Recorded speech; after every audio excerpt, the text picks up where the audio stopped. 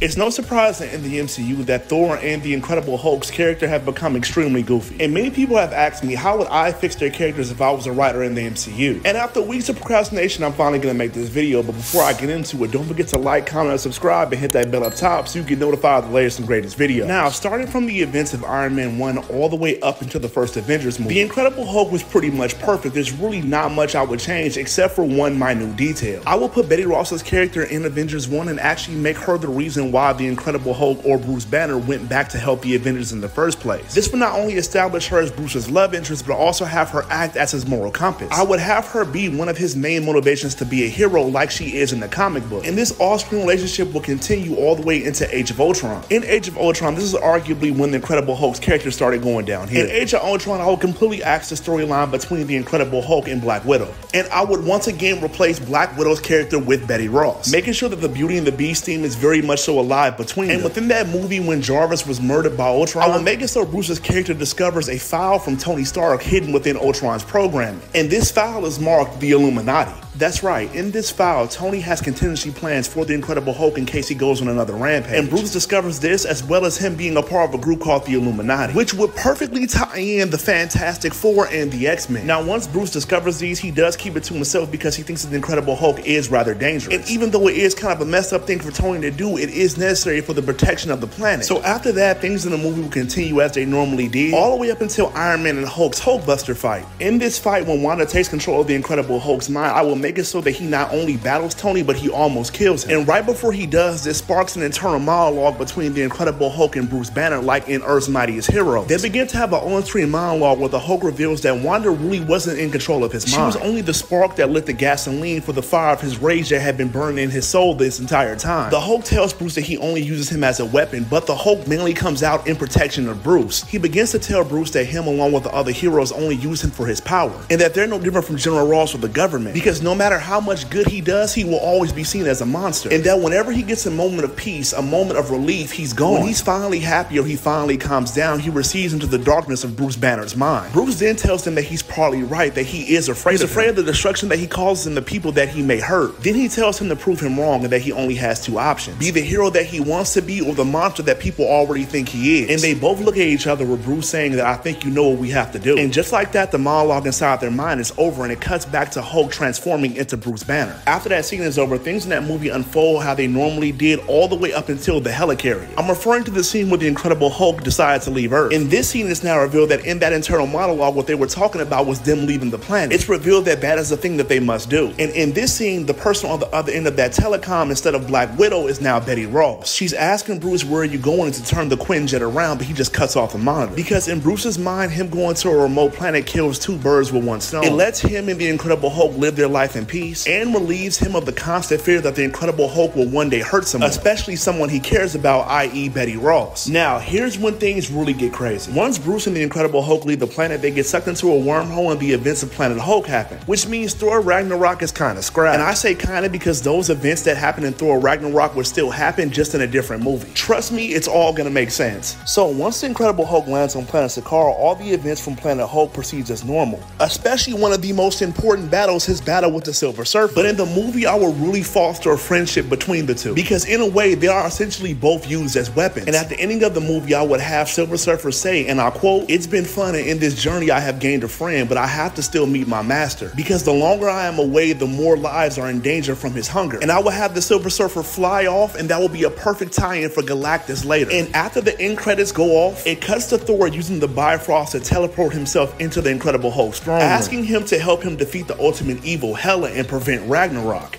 Now, in a separate Thor movie, Thor convinces the Incredible Hulk to help him, and Hulk leaves Sakaar, trusting that his warbound and his new bride will protect the planet. And in this movie, most of the events from Thor Ragnarok would happen with the exception of a couple. One is revealed that the actual Infinity Gauntlet is in Asgard. So that means the scene with Thanos taking the glove and saying he'll do it himself would never have happened. However, everything else still follows suit. Odin still dies, and Thor ends up inheriting the Odin Force. And they would still use Surtur to destroy Hela at the end, but they would end up defeating him. This would prevent Ragnarok, and it would save Asgard as a realm. But however, the Bifrost will become damaged. This means that instead of Thor transporting the Incredible Hulk back, he's gonna have to take a spaceship back to his home planet. And he ends up doing this, but once he gets there, he realizes that his entire planet has been destroyed by Thanos. Because Thanos has been tracking Bifrost energy across the universe, hoping it will lead him to Asgard. And when he got there and realized it wasn't Asgard, he slaughtered Hulk's entire planet and ultimately killed his queen, with only the Warbound surviving by the queen sacrificing herself, pushing them into a spaceship. And this causes Hulk to be the angriest he's ever been, sending him on a warpath straight to Thanos. Now this cuts over to Infinity War, where instead of Thanos laying waste to Thor's spaceship, he has completely laid waste to Asgard, but he hasn't destroyed it. He destroys most of Thor's friends like Heimdall and the Warriors 3, and Loki ends up giving him the gauntlet as well as the Infinity Stones. Once he has the 2 Infinity Stones, he kills Loki and gets in his spaceship. He's about to use the Infinity Stones to destroy the entire realm. Right before Thor uses the entirety of the Odin Force to not only transport himself and the Asgardians, but also Asgard itself to a completely different realm, which causes him to go into the Odin Sleep. Now Hulk is trying to get in contact with Thor, but he's unable to because Thor is in the Odin Sleep, because he wants to make his way back to Asgard to warn Thor about what's getting ready to happen. So because he's not able to get in contact with Thor, he just makes his way over to Earth, where he can hopefully warn the Avengers that Thanos is coming. Now the events in Infinity War will proceed as normal, except Hulk will fight Cole Obsidian and Ebony Maw with Doctor Strange and Iron Man. And I would also change certain things about the final battle. Now most things in that final battle will still remain as is. Thanos shows up in Wakanda, kills Vision, gets the Time Stone, except Cole Obsidian's battle with the Incredible Hulk goes on a little bit longer than expected, which causes him to miss Thanos, because Cole not only learned from his first fight with the Incredible Hulk, but he also brought backup, which is in the form of those hordes of monsters that we saw invade Wakanda. So now back on Asgard, the Asgardians use what little magic they have left to rejuvenate Thor to wake him from the Odin Sleep, and they reveal that they have a weapon left by Thor's father that easily topples the Infinity Gauntlet, at least in this universe. A weapon that even surpasses the All-Father's spear Gumnir, that being the Odin Sword. And he would get this weapon in place of Stormbreaker, which means he didn't meet up with the Guardians of the Galaxy. The Incredible Hulk did on his way to Earth to warn the Avengers. But now that Thor has the Odin Sword, it completely enhances the All-Father's powers, and it gives him the ability to transport himself to Earth and join his friends on the battlefield. He used the Odin Sword like he did Stormbreaker in the original movie, dealing a nearly almost fatal blow to Thanos. After this, the scene pans over to Hulk fighting against Cole and his horde, where the horde is almost getting ready to get the best of him. But he is sticking in there because gradually he's getting more and more angry. And just like that, a barrage of repulsor blasts rained down on the horde from above, giving the Incredible Hulk the time he needed to be able to gather himself to beat up Cole Obsidian, which ends in him throwing him into the shield of Wakanda, blowing him up. And the person revealed to be in this Iron Man suit is Betty Ross. That's right, she was given a suit by Iron Man in order to join her friends on the battlefield. And the scene pans out with her and the Incredible Hulk fighting side by side. Now we skip back over to Thanos with the Odin Sword plunged inside of his chest. He still whispers to Thor, "You should have gone for the head," snapping his fingers, destroying half of all life in the universe. And then he teleports himself away in a wormhole just like he did in Infinity War.